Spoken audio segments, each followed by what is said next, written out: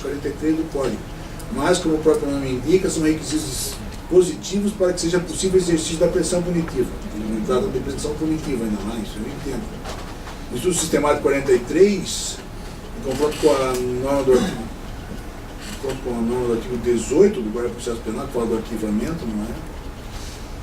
Indica a presença das seguintes condições da ação: fato penalmente relevante, isto é, a ocorrência de um tipo penal objetivo. Quanto a desse inciso, o Breda apanhou muito, porque evidentemente, você pensa no tipo objetivo, teria que demandar uma positividade que não seria possível. É por isso que eu, quando trabalhei isso na LIDE, lá em Roma, tirei. Eu vi o concurso dele, apanhou muito no concurso por causa disso. Eu tirei disso, mas não é por causa disso. É errado, porque não é a questão da tipicidade objetiva, é a questão da aparência de tipicidade. Por isso que o 43, quando falava, a denúncia que será rejeitada quando o fato narrado evidentemente não constitui crime. Claro, crime lá estava falado, como o Machado falava de tipicidade, não é? E a tipicidade, pelo evidentemente, era da aparência que tratava. Então, está aí. Depois ele diz, né, esse aí é a probabilidade concreta desse fato e a legitimidade para a causa. Depois ele vai falar, 43, do tornado que dizia que era uma demasia, não sei o que não era. Depois a questão do artigo 18, uma outra hipótese de arquivamento, artigo 18, duvidosamente faltar a condição da ação por existência penal, nos casos de titular inexperiente pedir o arquivamento por falta de base para a denúncia. Estaríamos diante da chamada falta de justa causa para a acusação, isto é, falta de prova do fato e de indícios de autoria, requisitos dispensáveis para o exercício da ação penal. Aí tá a questão.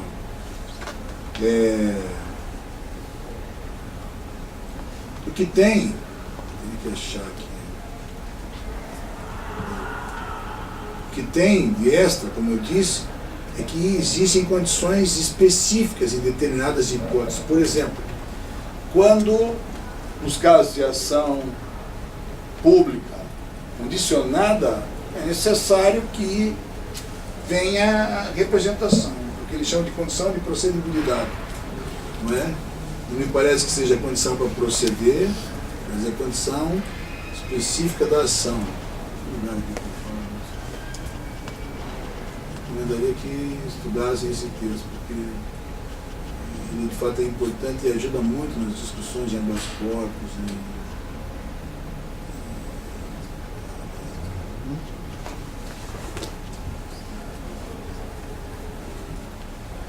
Número 6.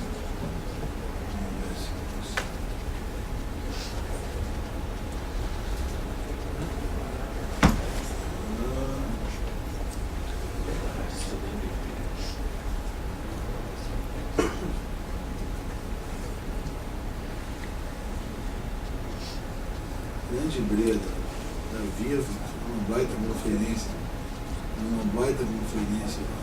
passei, né?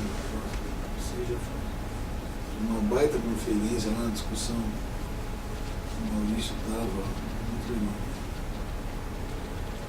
Lá das chamadas condições da ação, que são requisitos genéricos para qualquer tipo de ação penal, pública ou privada, a lei estabelece condições específicas para determinadas infrações penais. Por isso que eu disse, não é basicamente condições específicas, são condições específicas, não são provavelmente condições de procedibilidade ou de prosseguibilidade, como querem alguns. Condições específicas para ação em determinados casos. Das denominadas condições de procedibilidade, isso que eu que não é. O que? A representação do ofendido, a requisição do ministro da Justiça, etc., que não excluem o exame das condições de ação, a falta de uma condição de procedibilidade, quando a lei o exigir, também impede o exercício do direito de ação, ou seja, impede que o juiz receba. Foi dito em relação à legitimidade da parte, vale para os casos de falta de representação e requisição. Declaração de nulidade causará abusados pela parte. Não é só isso, tem vários outros casos, não é? Como a audiência prévia nos casos de crime contra a honra, se você trabalhar com aquilo que está no código. Ou seja, tem algumas hipóteses em que a lei exige outras condições que são condicionantes, porque são condições condicionantes se receber a ação. Bueno, poderia ir adiante, não me parece que seja o caso. Eu queria só, agora,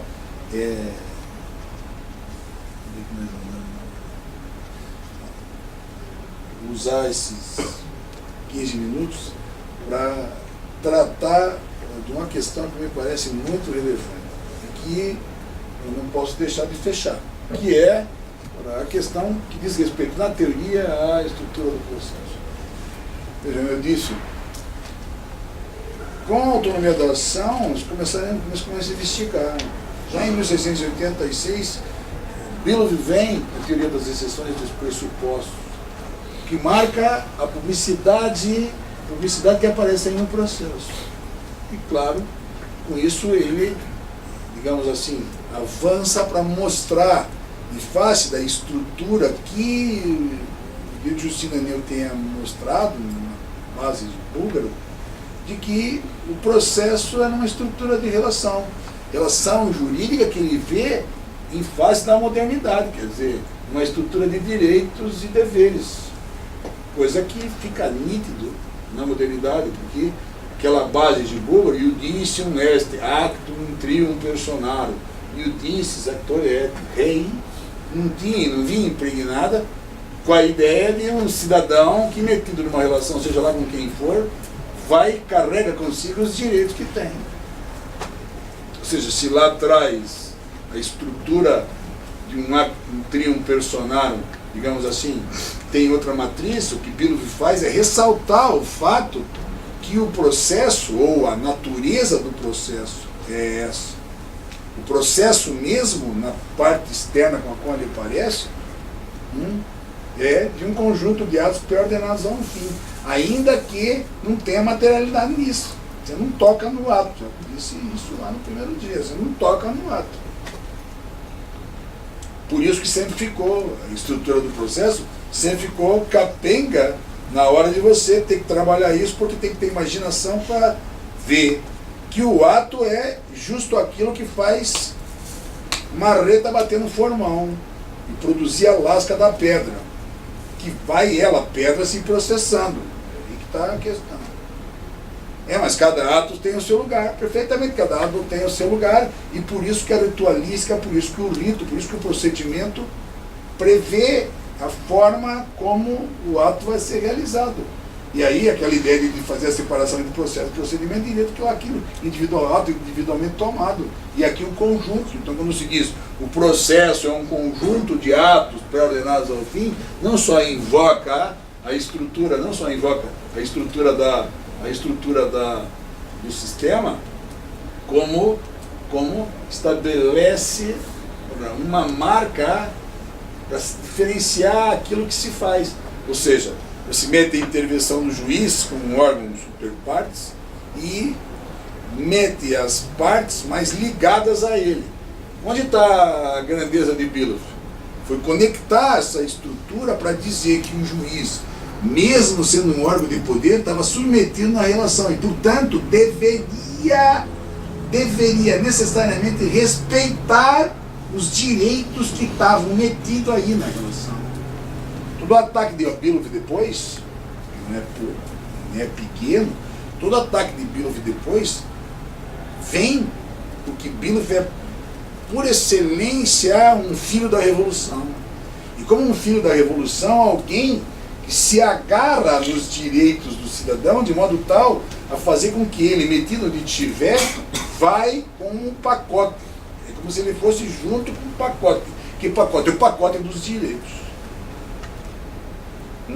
Se não houver o regime, digamos, no mais das vezes, as pessoas, principalmente os que não tinham, estavam destituídos dos direitos, o grande X da Revolução é constituir uma cidadania e garantir para cada um, nos espaços relacionais, os direitos que carregam.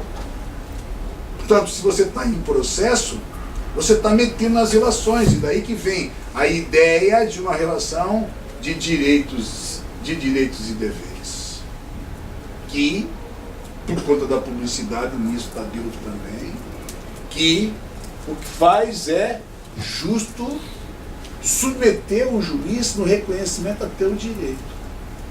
Hoje está quase na hora, escutando, né? Hoje está quase na hora de nós voltar a invocar o Bilow.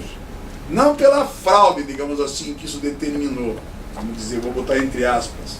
Porque falar disso é até emocionante, no sentido de dizer o quê? Bom, a relação, bom, a estrutura, é uma estrutura que se coloca dessa maneira, porque é imprescindível o reconhecimento dos direitos da cidadania. Isso é a expressão máxima. Eu me lembro do Bettiol, por exemplo, num dos livros dele, tratando disso e metendo-lhe cacete no Goldschmidt, não é? Em face da situação jurídica, para garantir que a coisa seja tratada como relação, porque ali é o lugar da relação jurídica, é o lugar por excelência da garantia da cidadania.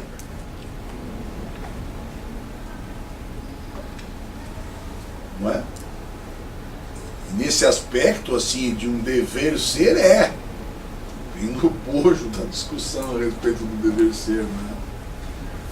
Do dever ser, que se hipotiza dessa maneira, mas que na prática não faz coisa nenhuma, na prática não reconhece, na prática debilita. Então você constrói uma relação sensacional, uma relação fantástica, se todo mundo leva a sério o direito. Se você levar a sério o direito, você pode trabalhar com a relação jurídica e ela vai. Mas, no mais das vezes, e a história mostrou isso, quem lhe pendia justo aquilo que era a própria previsão, são os órgãos do Estado.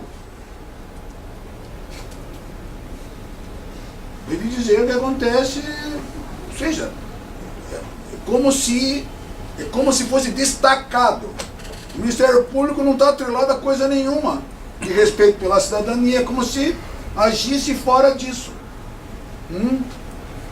É como se você imaginasse que os caras estivessem fora disso e pudessem ajudar a torturar, ajudar a falsificar a prova, ajudar a fazer fake news, ajudar. Eu estou falando alguma besteira? Maninho, a questão é toda essa. Qual é o dilema? O dilema é que se constrói uma teoria, Bilow é genial, constrói uma teoria genial, e talvez a gente tivesse que voltar para lá para dizer, escuta aqui, ó, vamos levar a sério esse negócio. Porque o que sucedeu é que, com o passar do tempo, essa realidade foi se diluindo, a ponto dos caras acharem que não precisa mais cumprir nada disso. Vai, para aí, pô. Para aí, velho.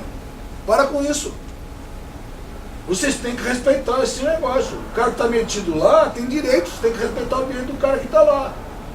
Ou seja, é mesmo que tem que invocar a Bilow, como estão invocando o Kelsen, né? Aí, tem gente invocando o Kelsen, né? Tem gente invocando o Kelsen porque de repente. Eu já falei com o Eros, né? O Eros Grau.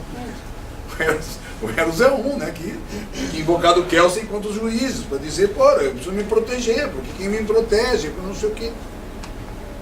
Aqui estamos dentro desse quadro. E aqui nós estamos dentro desse quadro. Então aqui, vejam, realmente é uma questão, hoje é uma questão singular, é uma das questões singulares a se pensar. Porque já em 1868, com a teoria das exceções, então a base do Bilow, que é a base com a qual expandiu o pensamento biloviano, estava fundado nesse lugar. Mas o que era? Era uma previsão de alguma coisa que era para ser levada a sério, quer dizer, não passar pela cabeça daquela gente que o cara que está lá como órgão do Estado metido naquela situação fosse fazer pouco caso dos direitos que estariam lá. Mas isso um pouco se esqueceu de que era uma questão ética, não era só uma questão jurídica. A previsão que está lá é uma previsão para ser levada a sério. Se você não levar a sério, acaba esse negócio degringolando. É disso que nós estamos vivendo. Nós estamos vivendo uma realidade onde justo os direitos estão se esvaindo, porque a estrutura está se degringolando. Em nome de uma falibilidade. Em nome do discurso em que você manipula e diz, mas as condições da ação, uma possibilidade jurídica. Peraí. Vamos parar com esse negócio, vamos fazer a coisa como deve ser, correta, o que nós estamos vivendo. Enfim, a realidade tem alterado, a realidade tem mudado a percepção. Portanto, se o processo é, de fato, esse conjunto de atos pré-ordenados a um fim, né, aquilo que se desencadeia com a intervenção do juiz na ação, não é, ou naquilo que formalmente é a apresentação, aquilo, a apresentação da ação, como a ação vem para ele, não é? Conforme denúncia, não é o queixo, aí o processo se desencadeia, o processo se forma e se desencadeia, justo com aquela finalidade com a qual me referi, quer dizer, que se quer ganhar conhecimento, poder acertar o caso penal. E por isso, vejam que esse processo precisa se constituir, primeiro, e depois precisa se desenvolver validamente. Leia o Breda, esse texto que está aí. Esse texto está em todos os cantos, porque o Breda mostra o quê? Que é necessário para um processo se constituir um juiz com jurisdição, um autor e um réu. Não é? E com isso, o processo existe. Agora, precisa saber se ele se constituiu validamente, se ele se desenvolveu validamente. E por isso que, se lá você se depara com pressupostos para a sua existência, aqui você se depara com pressupostos para a sua validade. Que dizem com a Constituição válida, desenvolvimento válido. Se você tem direito a rolar testemunha, você arrola a testemunha e o juiz diz que não houve a tua testemunha, esse ato é um ato de desenvolvimento válido do processo. Você acha que a regra é rígida? O ato é rígido?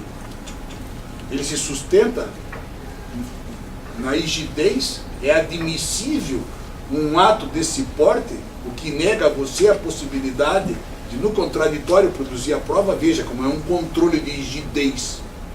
É por isso que eu disse lá, lembra lá no primeiro dia, que eu disse, a estrutura normativa processual penal trabalha com o quê? Admissibilidade e inadmissibilidade. Esse é o binômio axiológico, valorativo. Admissibilidade e inadmissibilidade. Eficácia e ineficácia. Essa é a estrutura. É assim que se trabalha. Mas onde isso aparece? Na prática, onde isso aparece? Na estruturação da existência do processo. E depois, se um processo que existe, se ele se constitui e se desenvolve validamente. Por isso a estruturação dos pressupostos processuais, existência dos pressupostos processuais e validade. Tudo isso era montado em face do processo com uma relação jurídica.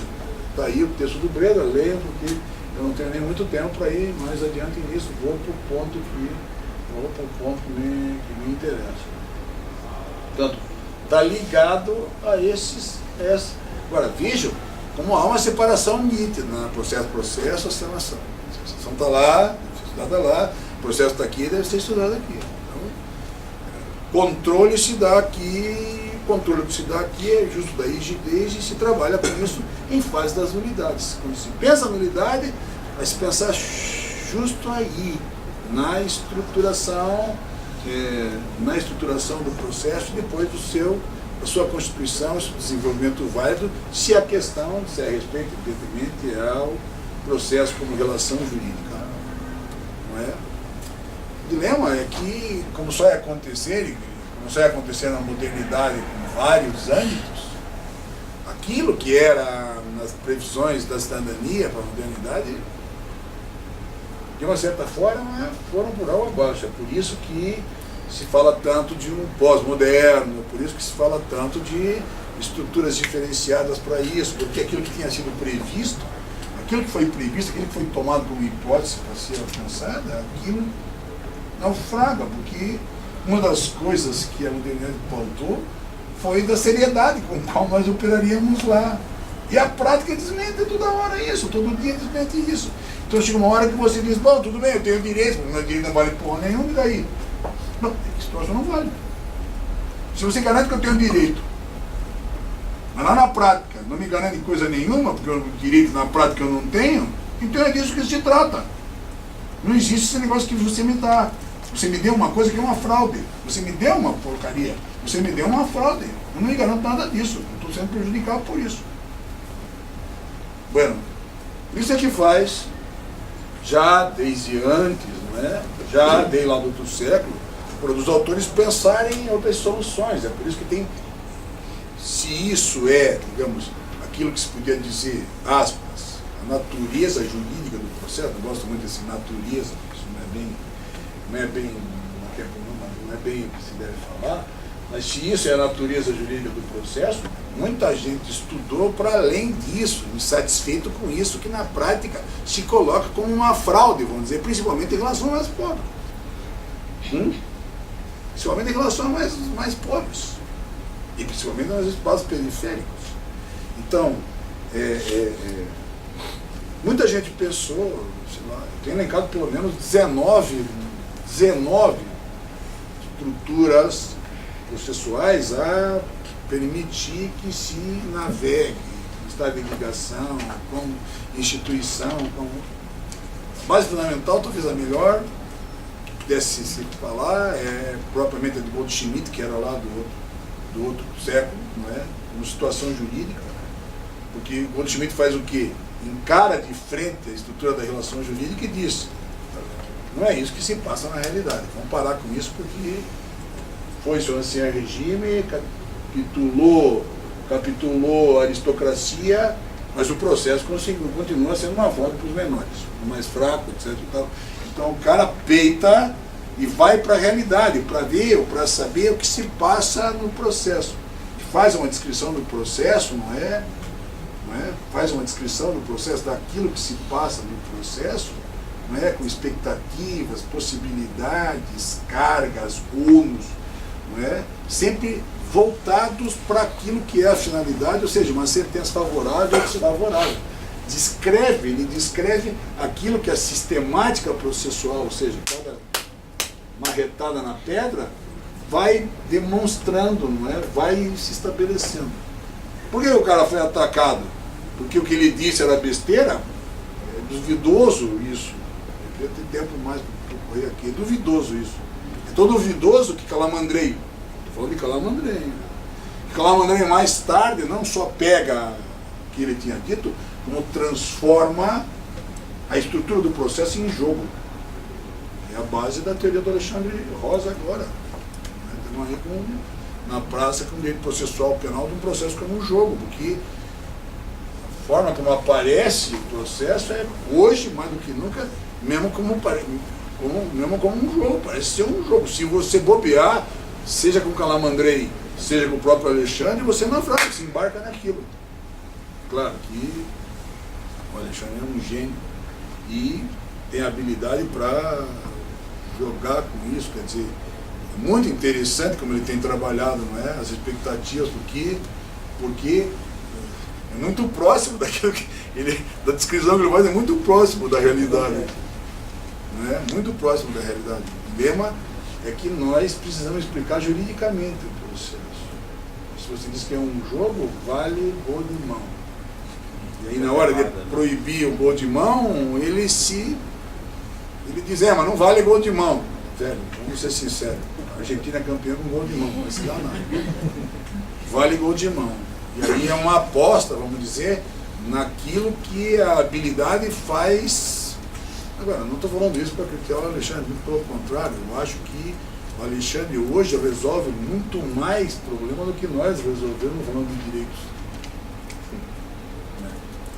Isso me bota um pouco de medo. Eu acho que não tem explicação. Eu acho que ele ainda não regimentou o que devia regimentar para a teoria, para sustentar a teoria dele.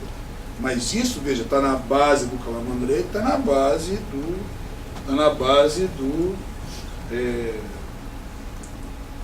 ele, a base do Calamandrei, que a base é Goldschmidt. Não fosse o Auri, né? Porque o Auri, discípulo do Aragoneses, o doutorado com Aragoneses em Madrid, o Aragonese era um schmittiano e, como tal, pesa a base da situação jurídica, principalmente a questão das cargas, tudo isso pesa muito lá. Não é, digamos assim, no meu caso, porque o Cordeiro é uma exceção da exceção, o Cordeiro está pouco se lixando para todos esses caras e monta a estrutura para perto da realidade, mas também não escapa muito da matriz, o que significa dizer. O que eu estou querendo dizer com isso? Cordeiro funda para o processo penal, entre aspas, assim, uma base que é muito paralela, inclusive no tempo, 57, 60, 62, 63, com Hélio Fazzolari.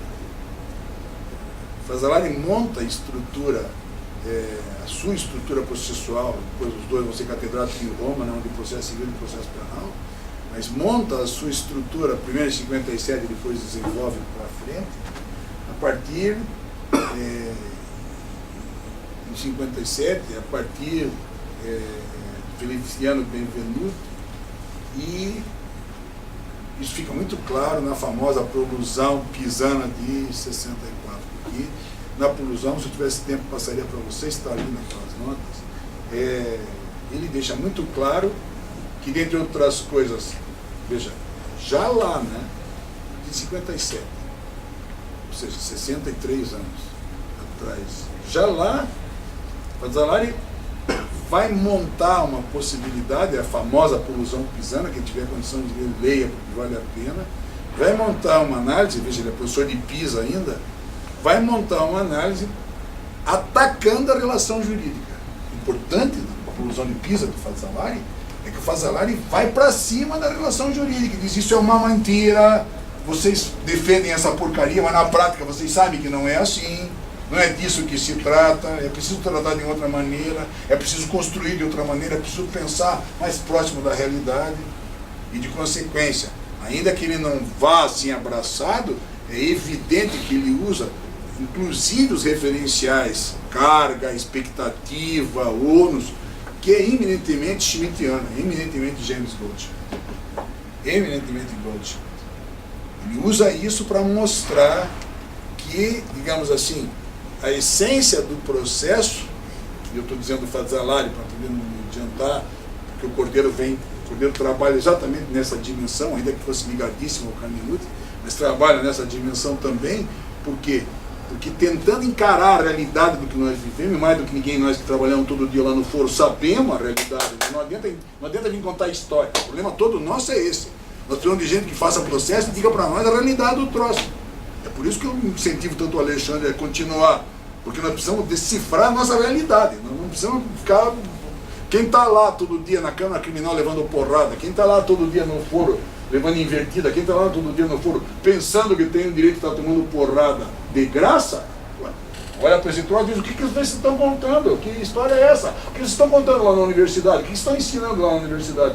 Vocês que estudam tem cara de pau, que negócio é esse? Vem aqui pro foro, meu. Lembra que eu li do Carnelutti? Né? Em vez de se exibirem, né? Em vez de se exibirem numa dogmática cada vez mais elaborada e não sei o que, seria bom que vocês viessem por foro, sentir, ter sensibilidade do...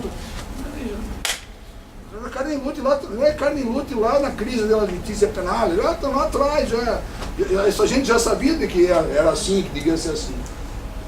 Portanto, não dá para deixar para os outros. E por isso insisto no Fazzolari. E por que isso é tão relevante? Isso devemos à turma dessa casa aqui também. Não é? Em 88, a coisa pegando, vamos dizer, porque não se conseguia efetivar direitos, mas tiveram a grandeza, né? A turma daqui teve grandeza de empurrar Michel Temer a enfiar as garantias, uma estrutura de processo que respondesse àquilo que era a base fazzolariana, corderiana, que é de um procedimento em contraditório, quer dizer, para você ter democracia processual, diz o Fazzolari, diz o Cordeiro, é imprescindível, né, imprescindível que na construção dos atos processuais, todos tendentes, todos ligados, voltados lá para a finalidade do processo, que é o ajuste, o acertamento do caso lá na sentença, é imprescindível que ocorram, que participem todos aqueles aos quais o ato vai interessar ou o processo vai interessar. Por isso que, a partir do gênero procedimento, no qual se mete a estrutura do processo num conjunto de atos, não é? A indicação vem do processo como um procedimento em contraditório. Quer dizer, você pode só ter procedimento qualquer, mas se você tiver a exigência em face da produção de efeito aos que estão lá interessados, eles devem participar da constituição do ato. Quer dizer, se a sentença vai te dizer respeito, você deve estar lá, e é por aqui que eles constroem não é um processo minimamente democrático. O Cordeiro, por exemplo, diz, nós não temos outra forma de controlar o processo. Então é preciso a expansão, a extensão máxima do contraditório, porque é pelo contraditório levado a sério, é pelo contraditório que você consegue minimamente equilibrar. Há um desequilíbrio da força do Estado de um lado contra o cidadão individualmente tomado do outro lado, seja ele quem for. Seja ele quem for. Na estrutura, no nosso sistema processual, nem se fale, porque você não precisa falar em favor do Estado. Eles são do Estado. Eles vestem a camisa do Estado. Não é? A gente, nós que precisamos nos estar precavidos. Podemos, evidentemente que não dá para uma hora falar de teoria do processo, mas é por aí que dá para se situar no que era possível. Vocês viram, né? Volto para a mesma base. Trabalhamos jurisdição, trabalhamos ação, trabalhamos processo, e essa estrutura é a estrutura da teoria geral. Primeira pergunta que fica agora, visto isso, a primeira pergunta que fica é a seguinte: diante desse quadro que eu narrei, dentro do quadro que eu narrei, começando de trás para frente, porque eu acabei de narrar, falando da realidade que nós vivemos, a pergunta primeira que fica é: agora, vocês acham sinceramente, em sua consciência, sinceramente, vocês acham que é possível pensar o processo penal como se pensa o processo civil? É possível trabalhar com o processo penal como se trabalha com o processo civil? É possível dar ao processo penal por aquilo com o qual você trabalha no processo civil? Eu fico impressionado com isso, dentre outras coisas, mas com muita frequência.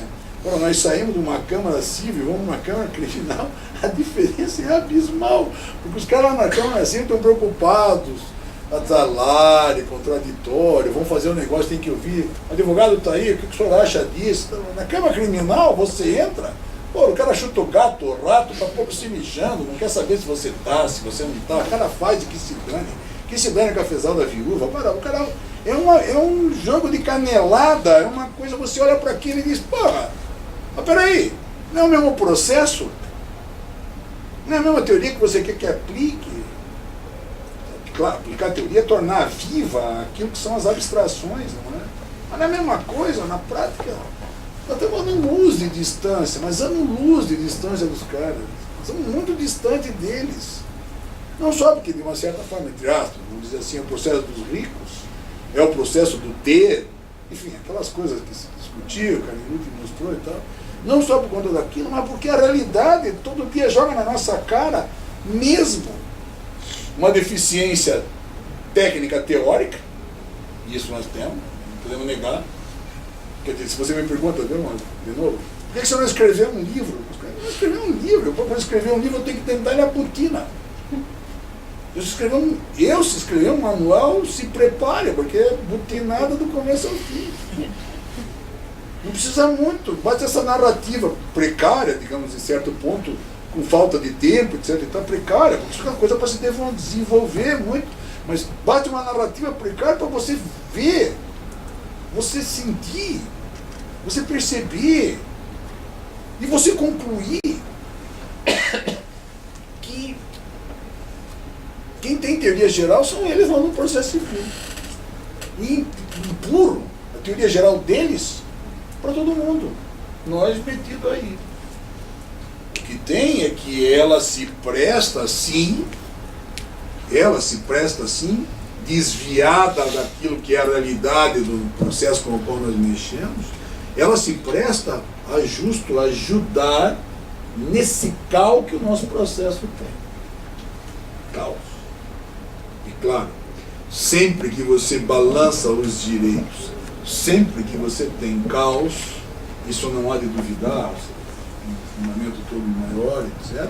Sempre que você tem isso, quem paga, de fato, o pato é a turma lá da periferia.